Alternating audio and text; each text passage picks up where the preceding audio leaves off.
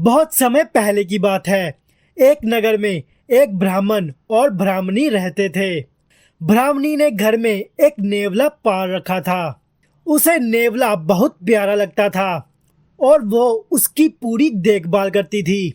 नेवला पूरे घर में घूमने को स्वतंत्र था।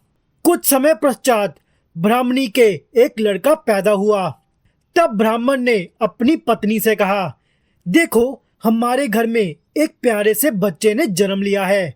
अब इस नेवले को घर से निकाल देते हैं, कहीं ये नेवला अपने बच्चे को कोई नुकसान ना पहुंचा दे।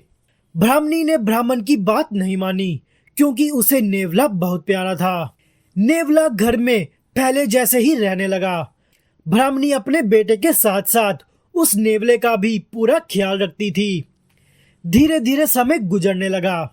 एक दिन ब्राह्मणी पास के कुएं से पानी लेने गई।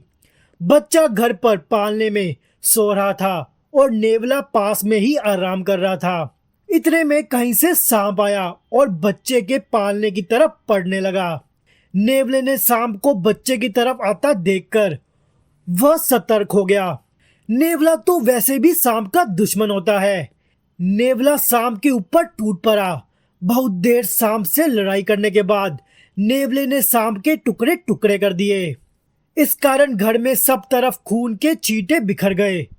नेवले का मुंह भी खून से भर गया। नेवला बहुत ही खुश हुआ कि उसने अपने मालिक के बेटे की जान बचा ली।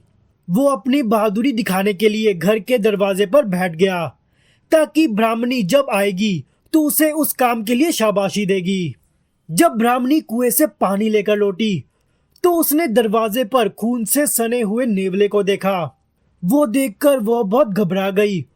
उसे विचार आया कि इस दुष्ट नेवले ने मेरे बेटे को मार दिया है, इसलिए वह गुस्से में आग बबूला हो गई। उसने अपने पानी से भरे हुए घड़े को नेवले के ऊपर जोर से पटक दिया। नेवला तुरंत ही मर गया। ब्राह्मणी रोती हुई घर के अंदर भागी। अंदर उसने देखा बच्चा तो आराम से पालने में सो रहा था और पास में ही मरे हुए सांप के टुकड़े पड़े हुए थे। यह देखते उसे अपनी भूल मालूम हुई। ब्राह्मणी अब पछताने लगी कि नेवले के अच्छे काम के बदले मैंने उसकी जान ले ली। ब्राह्मण जब शाम को घर लौटा तो उसने सारी बात बताई।